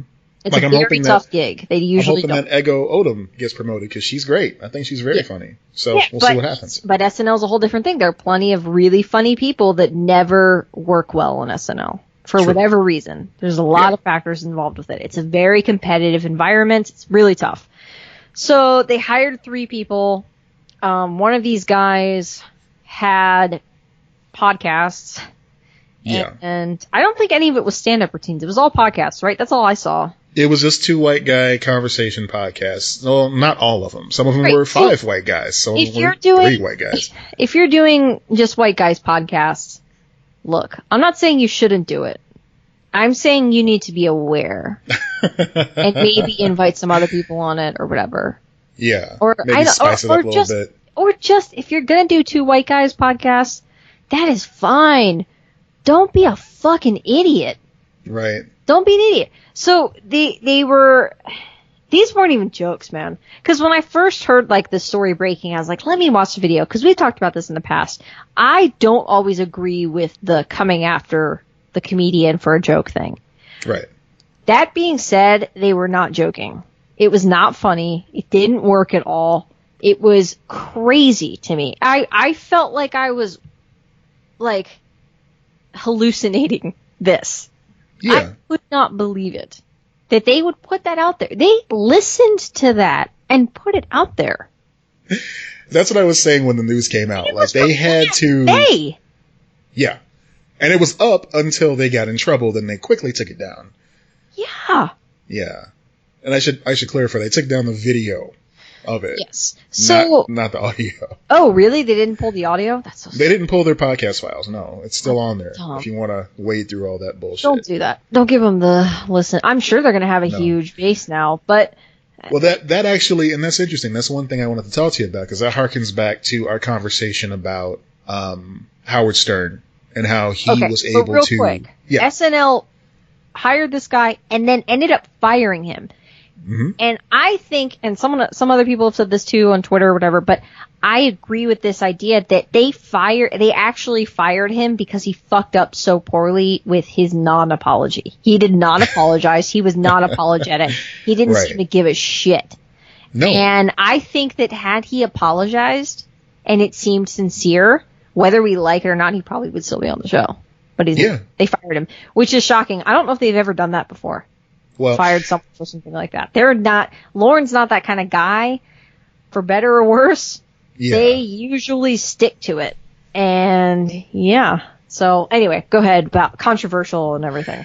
Yeah. So it's really not a matter of just what he said or did, or anything like that. It's a matter of his supporters, his backers, and the way that they're interpreting this, the way that they're reacting to this is indicative of the type of, fan that he has. Because every single post about this on Twitter that I saw had somebody pop up and just say the most off-kilter racist shit that you could ever imagine. Just like, oh yeah. And it always started from a point of, from a position of, oh yeah, typical liberal PC culture, cancel culture, just all the little like bullet points that they go through when they start criticizing somebody that has a different opinion than they do. They can't do it without the diatribe. And that's what sucks. It's like, if you want to have a conversation about this, let's talk. But you want to do hot takes, that's a completely different thing. Because I actually think that's a good conversation to have. I think so that's too. A valid conversation. I think we need to be asking those questions. I don't like when people go, no, you should just automatically do X, Y, and Z. No, fuck that. We're going to have conversations, but both sides have to be open to it. It's not cool when they're not open to it. Right. And I think it's important to have conversations. I think that it's more difficult, and I haven't really seen many reviewers that can do this appropriately. But when you start reviewing stand-up, when you start writing articles about, what you liked and what you didn't like about a certain comedian. I'm not sure it's possible. Yeah, because it's all it's a personal experience in a way. Very subjective. Yeah. Yeah, very subjective. And of course, and I would argue this for any comedian, that if you take jokes out of context, or you're not seeing the delivery and you're just reading it in text, it can be taken a completely different way. So that's what I thought this was until I actually watched the video. I was going to say, that is in no way making an excuse for this guy. It's in no way absolving him, because, the shit that he said was rotten. And you know what? He needed to be called out for it. But, I mean, just reading stuff like that, you're going to take it in a very different way than if you actually hear it. But hearing it too, it was almost worse. I don't know about this idea that Lorne wanted to hire him because of he wanted to his appeal to conservatives. Right. I don't think Lorne gives a shit about that. Well, I mean, then I feel like okay, so the conspiracy theorist in me wants to say that this was almost a stunt in a way. Okay, now that I would believe over him wanting to actually bring conservatives in. If he did this as a stunt, knowing that they'd have to fire this guy and it'd be a whole thing, I'd buy that. Yeah. And I mean, it worked out well for him too. Okay, Lorne is smart, but he also, like I said, better or worse, he's intelligent and he knows funny. And the problem with a lot of conservative comedy, this is just the fucking truth. It's like, Christian comics or whatever. They're not funny. A lot of them aren't funny. Mm-hmm. Like a lot of Christian music is not good. There is good stuff peppered in there, of course. Jim Gaffigan is one of the funniest dudes in the world. Not a Christian comic, but he's a clean comic. He's not even conservative. He's kind of apolitical, but he's one of the funniest dudes in the world. But he's a clean comic. He pulls it off. But for him, like, there's one Jim Gaffigan, and then there's hundreds of dummies that can't pull it off. So I don't think that's an audience that he's like, that Lorne is like craving. Like, I need to get the conservative everyman. And it would be a complete 180 from what they've been doing. Right. That's never been their thing. They've always been, it's always been about funny, for better. It's always been about funny. You must thought he was funny, I guess. I don't know. It's always been about punching up, you know? It's always been about... That guy's got a Netflix special, right? Shane Gillis, that guy? Yeah, I think so. Oh, I don't know. Like, before this, I mean. Yeah, like, I didn't even... Yeah. I didn't even care to look. But you mentioned something earlier in the conversation. You said that nobody really has ever gotten fired from SNL before, but that's not true. That's not what I'm... Okay, sorry, go ahead. Well, I was going to say Damon Wayans famously got fired because he played a police officer character in a sketch. He played him as straight during dress rehearsal and then played him as flamboyantly gay during the live broadcast. I didn't mean that. No. Okay, let me rephrase this. Maybe I misheard. It's fine.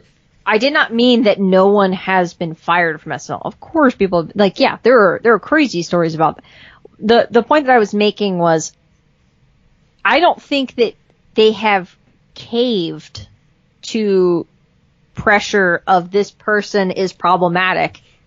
And the first thing that I was talking about was I don't think anyone's been fired before they even went on the show. That's the point that I was making. Oh, I see what you're saying. This feels unprecedented in multiple ways, in the sense of like they're usually, because remember Melissa Villaseñor, who's on there now, like who's popular, she had a lot of tweets that were really not good, that were very controversial, and there were some people calling for her to be fired from that show, but they stuck to it and they kept her. So it's interesting that they did this. That makes me lean more towards, if anything, the conspiracy part that you're talking about. But yeah. I mean, that's one idea. But ultimately, taking this whole thing at face value, they did what they had to do. Because it's not okay. And one thing that we've left out of this is not only because of the content of his comedy. I mean, you could make an argument like you said. It's the content of his character. It's the content of his comedy in proximity to this other hire that got them the headline anyway. So the way that this whole thing even started. Oh my God, he's so funny. Oh my God. Have you gone on his Twitter, Bodie? Oh God, what's his last name? I don't know his last name. Damn it. No, and you know what? That's sad because I know the Shane Gillis guy's name. I didn't know his name either, so that's my. Okay. But SNL hired their first Asian American male cast, or I should say Chinese American cast member, because many people have pointed out that what's his name, the guy who was in this is terrible radio. I'm going to stop that right now. I don't know what you're talking about. I don't know either. I'm done. Okay. That's it. Okay. Rob Schneider is a mixed race background. Oh, is he? I didn't know that. I thought. Yeah. I mean, I thought he was just like Jewish. The Schneider. No, the Schneider made you believe. Yeah. No, he's oh my goodness, he's part Filipino. That's what. Okay, cool. Yeah. Oh man, I forgot about all of the. Because I'm trying to find the name of the other person, and I just forgot about all of the homophobic stuff too that this guy was saying. Right. This guy's a real piece of work. So they hired their first Chinese American cast member, and he's also gay. And so all the shit that they were pulling from this guy's podcast, which again, like you said before, wasn't really reading as jokes. They were just coming through as like just conversation. It was so weird. It was so weird. And it wasn't like, I try to kind of go, okay, put a laugh track behind this. Like put it in front of an audience. Would this work? Because sometimes I've heard things on podcasts or whatever, and I'm like, ooh, I don't know about that. And then I kind of put myself in the position, would they say this in front of a room? Right. Maybe amped up a little bit, but like, would they? And a lot of times you go, oh yeah, like that is, even though it didn't hit you right, because comedy is so subjective, it's still funny, even if you don't think it's funny. But what he was saying was not. It was super weird. And I feel like unfortunately, there have been male comedians who have defended, even male comedians that I respect, which is whatever.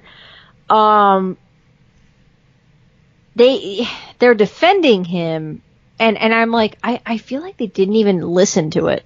Like, I feel like they didn't even really look at what he was doing. They just assume that it's another white male comic being canceled, quote unquote. They're used to the whole idea of, oh, this guy said something that was, in a stand-up special, but rotten. Because if you look at the majority of people out there that, like, and Twitter is not reality, but if you look at, like, within this sphere of comedians, and there was one guy he's been a reporter for SNL for years, like, so he covers for a magazine or whatever, and he's like, I don't talk about this stuff, but this man should be fired. Like, he's never broken that, like, that barrier of what, of, like, adding his own personal opinions on X, Y, and Z, other than, like, just reporting. Mm-hmm. And he was like, no, like, this is wrong. This guy needs to be fired. And then there were a lot of female comedians and comedians of color female comedians of color who were talking about, like, this is the bullshit of this world. There's a lot of problems, within that community, just like everywhere else. Part of me wonders if it would have been better to keep him on. And I'm not saying I want him on there. I'm saying I think he would have failed miserably, and it would have been like, fuck you. But now it makes him look like a martyr. Yeah, but he would have been a writer too. So I mean, it would have been. Was he hired as both? Well, they all basically do that, from what I understand. They all have, like, stake in the writing process. Yeah, they can. Like, they all are part of that, but I think that he's hired as a cast member. That means he's going to be on it, and if he doesn't work on the show, I don't think he would have stuck around. I think that's probably very rare. Gotcha. And I want to give this guy his due too. Bowen Yang is the cast member we were talking about earlier. Okay. And you were saying he's got some funny stuff out there to check out. So what did I call him? Yeah, I think you called him Bodie. Yeah, that wasn't great. But hey, it could have been a lot worse. But you know what? You're not a trash person, so it wasn't. Yeah, I didn't try with the last name, because that would have been a bad idea.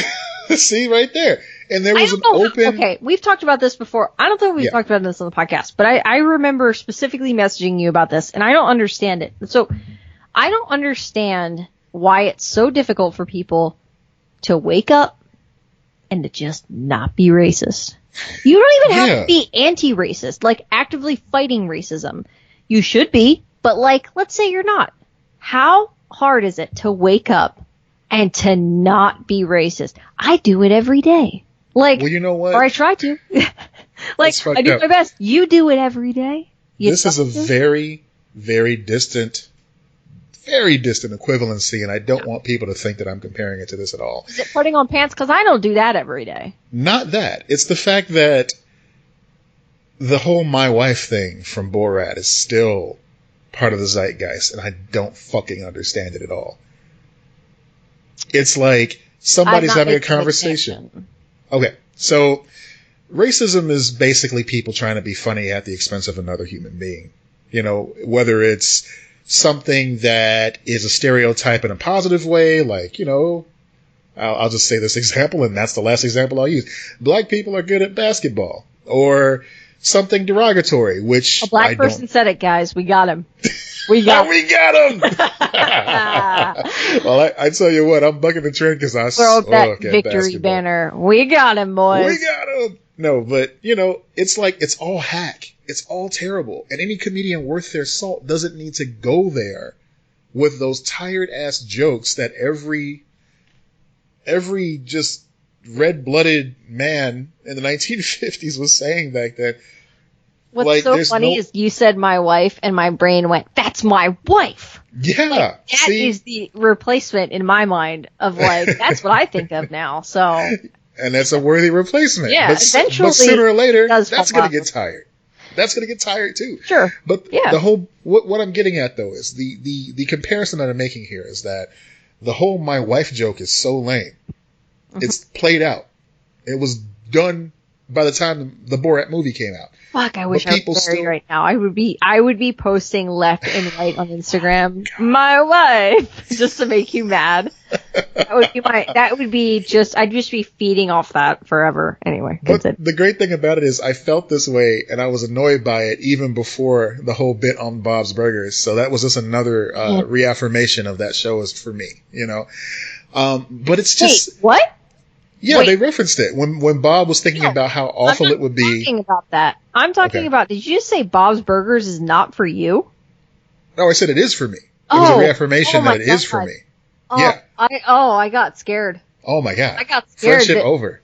Seriously, it would have been dumb.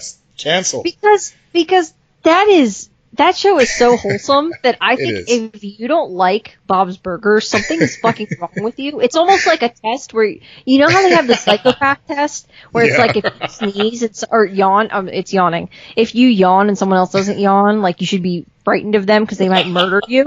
It's that, but with Bob's Burgers. Like if someone doesn't like Bob's Burgers, that means they're not yawning. Run away. You're in danger, girl. Look, what I'm saying is that, okay, so you have to have a conversation with somebody if you find out they're not a fan of Bob's Burgers. Yeah. I can understand, everything's not for everybody. Or it might have hit you at the wrong time. I get you. But if it's just, you don't find it funny, come on. There's a lot worse stuff out there. You're in danger. Get out. Get out. Girl, that's a booty hole. Run away. Oh, okay. That's a terrible meme. I'm sorry. I won't repeat it again. Yeah. It's such a weird. So I don't think he would have survived. Yeah, it feels like he's always had this kind of like people that are on this season might not survive. Like I said, plenty of talented people have not survived that show. Yeah. That's true. I mean, they got rid of Chris Rock, But typically, not always, but typically, if they do survive, they are also talented. Like that it's that weird thing of like, okay, hacky people might get hired, but they don't survive it. Yeah. Usually. But if it's, someone great could get hired. And then it just, their comedy doesn't click with the show. The show's competitive nature doesn't click with them. Whatever. There's a lot of factors involved with it. But I just feel like it's not for everybody. Staying on it is like a shitty comic or whatever. Like, that's tough. Yeah, I don't think it's a good metric anymore. You can see why they're still on there sometimes. Yeah. I mean, once upon a time, it was a metric to see, it was a measuring stick to see just how... God, people were really enjoying shitting on SNL. Oh, they were. But I'm talking about during, like, I was not having fun with that. That really was like, damn. Yeah, but I'm not talking about that. Because it didn't make any sense. Okay, I know. But I'm just, real quick, just on this, because I forgot. Just shitting on my topic. It's fine. No. People, what was interesting to me was they were so excited about Yang getting on there. Uh-huh. And then when this other guy went on there, they were like, SNL shit anyway. And I was like, wait. I don't think we can have it both ways here, people. Yeah, there was a lot of hypocrisy happening there. No, it's, just to agree with your point. Yeah, it's basically, it sucked because the people who were the conservatives speaking up for whatever the fuck dude's name is, they were the ones that are like, Sinead O'Connor. Yes. They were the ones that were saying that it hasn't been funny for years anyway. They were the ones that were like, oh, SNL sucks anyway. I wasn't going to watch it. So I guess it's a good thing he left. It's like, then why do you care? Why are you speaking up again? But I also saw people saying the same shit in response to him being hired in the first place. Yeah, that's what I'm saying. Oh, okay. It's just people who wouldn't watch the show anyway. It's weird. And we've talked about this. I'm religious with watching that show. I'm excited. I can't wait for it to come back. I get excited for it to come back every year. Yeah. I've watched it basically every year of my life, as long as I can remember. I don't remember a time when SNL wasn't in my life. I want to see if Eddie Murphy is going to be funny when he comes host this season. That's what I'm looking forward to. He is. I mean, he gotta, right? I mean, he had to have a talk with Lauren, like, sorry about that shit for the 40th anniversary. Yep. I'm going to be Eddie Murphy when I show up this time. Yeah. That's That's what I'm hoping for. I think he had some growth to do, some like introspection stuff. Which, being his age, that's pretty dope that he's able to do that. Yeah, it's awesome. It's great. Yeah. I'm happy for him. I'm happy he's reached that place. Yeah. So what I was saying with the whole thing, oh man, I lost that point completely. I'm so sorry. It's fine. We'll move on to something else. People will call me out on that shit. So yeah, I mean, it was a wild weekend. Was it that? No. But it was a wild weekend. I mean, the statement that came out, Lauren's representative, because it wasn't Lauren, said that he had to really consider it and think about and just weigh his options and all that sort of thing. Which I like. Look, not everyone will agree with me on this. I like that he actually took the time to think it over. I do not think a decision like that should be done at the drop of a hat. I don't. I mean, I'm not saying that he should have considered keeping him or whatever. Like, I think that they made the right call here. But I'm kind of glad he's not on Twitter, because that would kind of take some of the mystique out of it. Seeing the man behind the curtain. But this core thing of like, I think we should think it over. Like, if anything, to make it feel like a fair decision when it's all said and done. You know what I mean? I don't know. So, like I said, some people might disagree with me on that. I'm very curious to hear what the defense would be of instantly doing something versus giving it a couple days. But, I mean, you know what? I can understand that trepidation about, taking what he said at face value. But the idea that he was thoughtful, or whoever wrote that statement was thoughtful enough to put in there, like, yeah, okay, we heard you. We wanted to really give it a moment to really sit, and just kind of like sink in, versus making a knee-jerk reaction. I think that gave it credibility. Yeah, I agree. Because anybody can just go, oh, this dude did this. Well, he's gone. Yeah, the rings hollow. Because it's like, talking about Eddie Murphy grows because he's introspective or whatever. Like, why is it not the same thing in this situation of like, maybe Lauren at first, his knee-jerk reaction was, no, fuck those people. I hire who I hire. Maybe that was his original call. That wasn't the right call. Maybe his original call was fire the kid. That wasn't the right call either, because he needed to sit with it for a little while. Right. Because, I mean, Michael Che does some shitty shit online, too. Yeah, he does. He says a lot of bullshit online, and he does come for people that he really needs to. Comedians are really broken people, if you haven't figured that out yet. Yeah. Because they're tapped into that shit that's in all of us. They're just very tapped into it. That's why jokes are funny to you. Like, because they see the thing that you've seen your whole life, but you just couldn't articulate it. Or maybe you didn't see it, but it was in the corner of your eye. Right. So that's what makes a great comedian great. But the issue is that they're also tapped into that thing that you don't want to look at in the corner of your eye. And sometimes that result can be, oh boy, why are you doing that thing? Right. So the moral of the story here is, be an outgoing, adventurous comedian. Just don't be racist. Yeah. And I thought Michael Che was going to be fired for some of the stuff he did a while back. So, I mean, there have been plenty of times where I've been like, this person's getting fired, and it didn't happen. So I was genuinely shocked when they announced that they were firing this guy. Yeah. I mean, this is going to be interesting, to say the least, this next season coming up. So we'll see how it goes. Anyway, enough about this asshole. Yeah. Graphic novel. Wait. Do we do Wall of Weird? You want to do Wall of Weird first or graphic novel? We kind of talked about graphic novel challenge at the top. We did. We did say that. Yeah, because you're still in Y land. I'm still in Ghostbusters land. I'm just going to be completely transparent about it. I've been reading the IDW Ghostbusters books, and that's kind of why I started talking about like hardcovers and stuff like that and deals earlier. Hunting it. Oh man, like.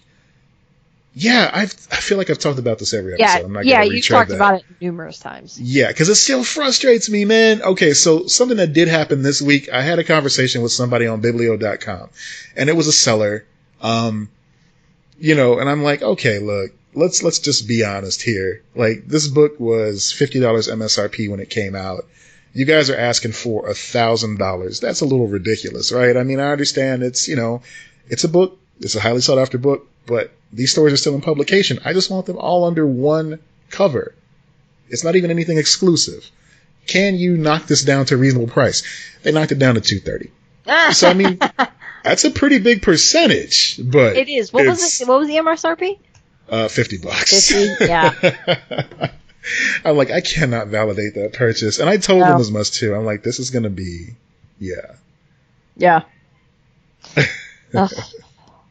Yeah. Okay. So Wall of Weird. Yes. Wall of Weird. I will say that this story that I have for Wall of Weird this week, it's opb.org and it's by Anna King. So I'm not going to read this one verbatim. I'm just going to talk about it a little bit because, first of all, I can't really do it a lot of justice because it's just an interesting story that she's crafted here. Okay. I really liked her style of writing, and I thought it was a great job. Well, you got to hit us with that headline. No. I'm going to talk about it. I'm just saying that I'm not going to read it as much as I normally read these stories, and I am going to preface it with saying that this is one that I do think you should read. Okay. In addition to getting the gist of it from our show, this is definitely weird. Okay, so cattle are being mutilated and killed in eastern Oregon. No one is sure how or why. Going all the way back to the top of the podcast. Yes. Fucking aliens, man. Fucking aliens, man. Fucking aliens. Okay. So, now, the article is long, too, so I'm going to kind of scroll through it. So, bear with me on this. So, they're finding these cows. Okay. Now, it happened back in the 1980s when when one of the ranchers' mother cows was mysteriously killed. So, apparently something has been happening for a while, but it's what's going on right now? So apparently this cow, that one of these ranchers lost, the cow was laid over dead and its udder was removed with a razor and there's no blood. Oh boy. All of the blood had been drained from its body. It looks and it even says a deflated balloon.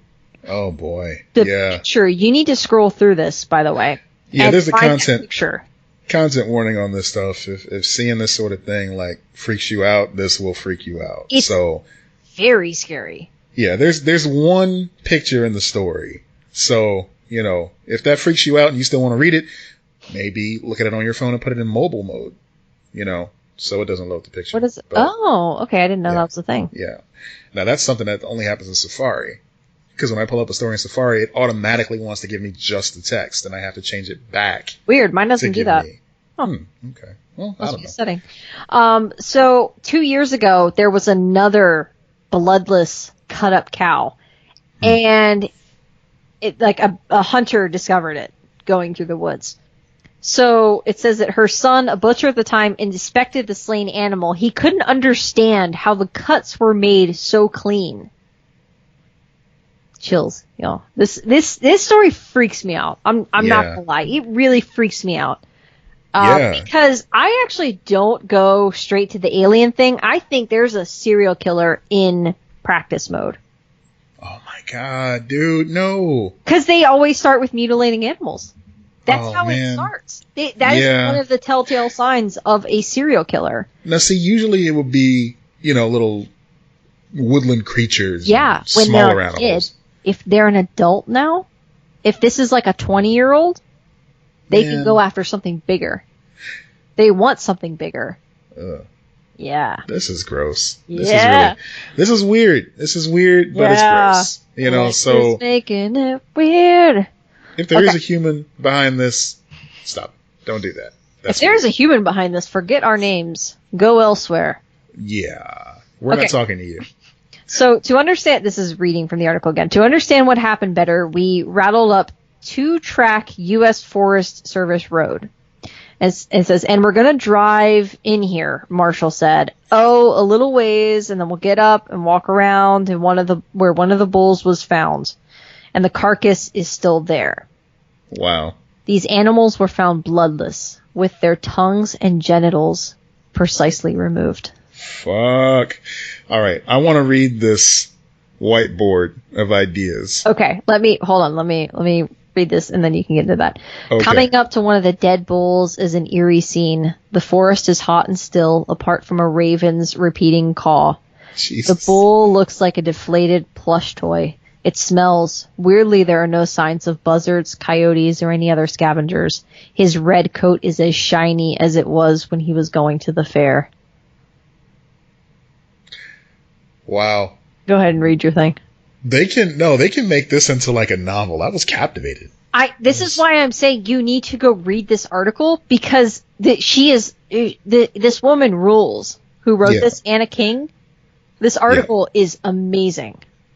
See? It's the best Wall of Weird article I've found yet, like writing wise. That's cool, man. Right. The Kings can write, apparently. The Kings can write. And this is a 2,000-pound bull. Wow, dude. And it says, this is rugged. This is a quote. This is the frontier. If a person or persons has the ability to take down a 2,000-pound range bull, it's not inconceivable that they wouldn't have a lot of problems dealing with an under 180-pound cowboy. It's a rodeo cowboy with a chip on his shoulder. Also, that's who's these doing bulls are like top breeding value and everything. Like at their top is worth as much as $7,000. So it's actually really hurting the peoples too. Man, that's wild. Yeah. So read the whiteboard.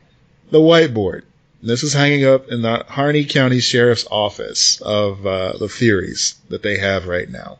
It says few clues have led to a lot of speculation and guesses on how several bulls are mysteriously cut down this summer. The image only edited out one line to protect someone's personal data. Mm-hmm. So some highlights from this list. Number 1, aliens. / radiation / Area 51. Witches. Unlikely. Witches are usually pretty cool. Yeah, and plus they're not sloppy. They would have cleaned up after themselves. Yeah, that is actually in this list of some things are very crazy. That's the one I'm least likely to believe. Bigfoot. Yeah. Now, see, that's what I'm least likely to believe, because Bigfoot over witches, man. Witches are cool. So he's just picking up cows and just drinking them like Capri Sun. That's why witches get a bad rep. You said what? Witches get a bad rep because they are women. That's why. I see. Yeah. Devil worshippers, which I can see that. I can totally see that. Satanic Panic's back again, friends. Lightning. Now, that doesn't really account for the loss of blood. And wouldn't that really mess them up? And statistically, how could that happen more than once? Right. Twice. Vegans. Okay. Like, that's the most... Any sense. That's the most rational thing on the board, though. Force field. Force field. Yeah, I don't really... Are they saying it's like, when they're you put, saying that there's some sort of supernatural force field, or maybe I'm guessing some sort of governmental force field that the cow went into when it was activated. Like and Stephen King's The Dome? Yes, exactly. Okay. Or the Simpsons movie? Yes. Those two pillars of our storytelling. Now, here's one that I don't understand at all. Taylor's calves are small. That sounds like they're weird bullshit. I guess. Oh, Taylor's calves, as in like baby cows. I thought it meant like calves, like calf muscles. No, I think it means baby cows, right? Okay, well that's better. The baby cows are small. Maybe there's maybe they're saying there's something to do with that. I don't know I don't know how that's linked. But it's between vegans and my favorite one on the list, which is sharks or cats with laser beams. Yeah. I mean, that makes sense. It makes sense. So, just be mindful of this when you put laser beams on your cats, people. This is irresponsible cat ownership, and you need to be held accountable for your actions. So, please report to the Harney County Sheriff's Office immediately. Okay, so he said that this is Dan Jenkins. He's a deputy at the sheriff's office. And he's working this case. And he says a lot of people lean toward aliens. So basically, they're saying that, like, the alien ship will kind of beam up the cow, do whatever it wants with it, and then it's just drop it from a great height. This is some Invader Zim type shit now. Yeah. Another person told us that we should run a Geiger counter type of thing around the animal and guarantee there's no radiation there. Right. And the number one on the list is he thinks it's the North Vietnamese army. Oh boy, someone's having some war flashbacks in that situation. I thought that said Varmint Kong, not No, Viet it's Cong. Vietnamese. Viet Cong. Wow.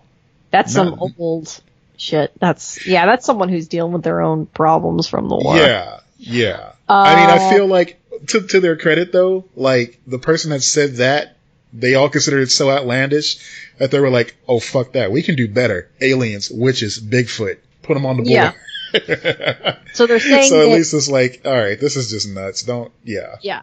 So they're saying whatever this was, they're clear. It wasn't bears. It wasn't wolves. It wasn't cougars. It wasn't poisonous plants. And the animals were not shot. It wasn't cougars in your area that want to meet up? No. Fuck. Unfortunately not. The FBI won't confirm or deny that it's looking into the killings. Ah! That is Wall of Weird worthy right there, I tell you what. It is amazing! So, we have this stuff happening decades apart. We have mystery. How is it drained? How is it precise? I don't know. I'm just, this one's gonna stick with me for a while, guys. Yeah, that's kind of wild. It is, it's good stuff. I'm gonna post the article alongside it. The comments, it's gonna go in our Facebook group just like it always does. If you want to get in the Facebook group, go to patreon.com/LexandMatt to get access to that. Every tier of Patreon gets you access. But in addition to that, where you get, links and conversation and everything, I'm going to post this on the Facebook page as well, like in the comments on the regular post so that people can read it, because I definitely want this to get more recognition. I just think it's really well done. Yeah. I want to get Anna King on the show. Anna King, if you're listening, you want to get on the show, please write us, talk to us, reach out. We want to talk to you. Secrets. Yes. Writing goals. Absolutely. Tell us what you think is going on. That's what I want to know, too. We also got some interesting stuff that still needs fleshing out that I'm going to be posting about either vaguely or directly in the Facebook group fairly soon. Cool. So I don't know what you're talking about, but cool. Yeah. Get ready for that. Oh, wait. Okay, sorry. I thought there was an actual secondary breaking news wall of weird, but that is not a reliable source. So never mind. Some aliens thing. If it's anything, we'll talk about it next week. Yep. If it's juicy enough, we'll cover it next week here on Lex and Matt's Excellent Adventure. Ooh, chilies. That reminds me, I'm starting voiceover classes. I just messaged you the other day asking. Yeah. We're starting those. That's cool. How do you like it so far? Mm-hmm. The intro was cool. This will be my first class on Saturday, so yeah.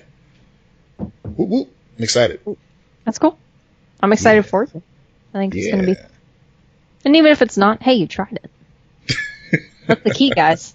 Yeah, try things. That's right. So if anybody wants to hire me for these amazing voiceover skills, put a little pepper on your podcast intro, what have you, get at your boy. Okay. I'm not hiring you, Matt. Oh, okay, fine. Anyway, we appreciate you folks listening to us ramble on. Yeah. I'm Matt Peters. I'm Lex Lutz, and be excellent to each other. Hey, you've done it for a while. I got to do the thing. It wasn't hey, it was hey. Oh, okay. I thought it was like, hey, I was supposed to do that. Like, no. Celebratory, hey. That's okay. Hey. Yeet. I still don't know what it means. Be yeet to each other. Ugh. Gross. Ugh. Next up, we'll be having a t-shirt where we're just dabbing. It's going to be a thing. Yeah, just like the Chip and Dale.